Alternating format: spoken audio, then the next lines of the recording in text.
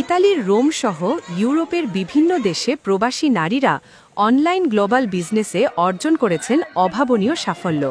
Social media advertising ও network মার্কেটিংয়ের মাধ্যমে তারা ঘরে বসেই বৈধ ও বিশ্বস্ত আন্তর্জাতিক ব্যবসায়িক প্ল্যাটফর্মে কাজ করে আয় করছেন হাজার হাজার ইউরো।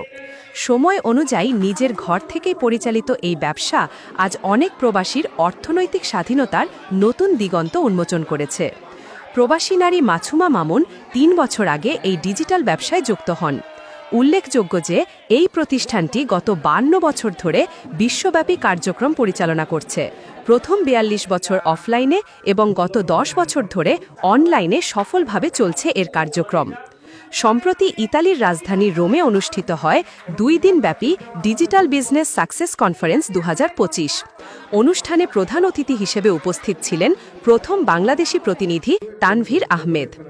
অনুষ্ঠানের সার্বিক ব্যবস্থাপনায় ছিলেন জান্নাতুল ফেরদাউস, মাছুমা মামুন ও জিন্নাতারা এবং সঞ্চালনা করেন নারী উদ্যোক্তা ফারিয়া আখি।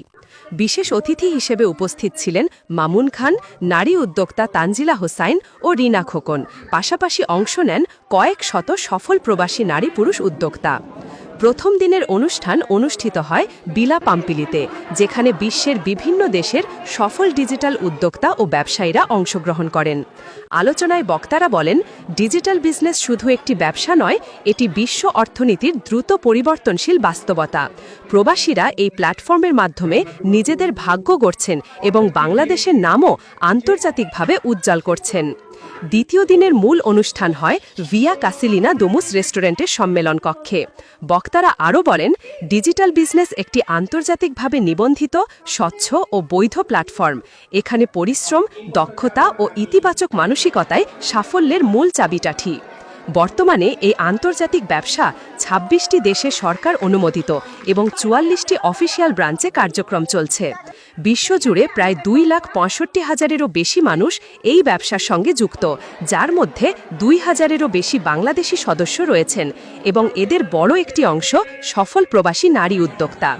বিশেষত ইউরোপে প্রবাসী নারীদের সাফল্য সবচেয়ে বেশি দৃশ্যমান, যা প্রমাণ করে ডিজিটাল বিজনেস কেবল আয়ের মাধ্যম নয়, এটি প্রবাসী নারীদের আত্মনির্ভরতা ও ক্ষমতায়নের এক অনন্য দৃষ্টান্ত।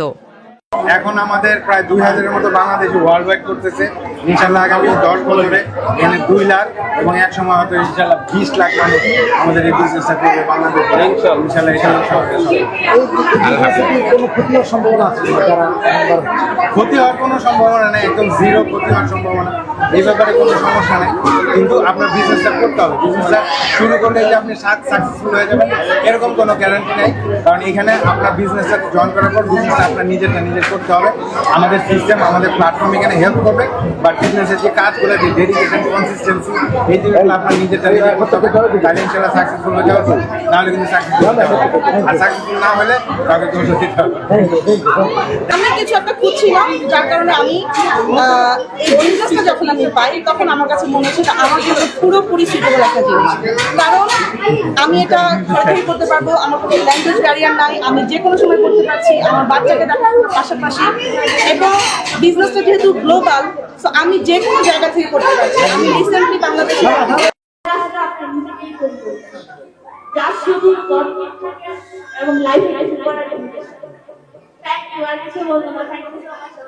সাকসেসফুল ভাবে এই বিজনেসটা রান করছি এবং আমি এখন 6 ফিগার ইনকাম করি এবং আমার হাজবেন্ড আমার সাথে বিজনেস করছে। আমি একজন নারী উদ্যোক্তা এবং কথা বলিয়েন না ভাই। আমি আরো অনেক তাদের সেট করার জন্য, তাদের সাকসেসের জন্য। তো আপনারা যারা ইন্টারেস্টেড, যারা আসলে নিজেদেরকে সাকসেস করতে চান, নিজের পায়ে দাঁড়াতে চান, তারা সবাই এই বিজনেস দেখতে পারেন, বুঝতে পারেন। এখানে আমাদের আমি শুধু একটা কথাই বলবো যে আমি যদি একজন মানুষ হয়ে আমার আইডেন্টি তৈরি করতে চাই, স্বাবলম্বী হতে চাই এবং নিজের একটা সুপ্রতিষ্ঠিত পরিচয় তৈরি করতে চাই সামাজিকভাবে, তাহলে এই বিজনেসটা অবশ্যই আমাদের নারীদের জন্য অনেক অসম্ভাবনাময় সম্ভাবনার দরজা খুলে দিবে। ডেস্ক রিপোর্ট, স্বাধীন বাংলা টেলিভিশন, রোম, ইতালি।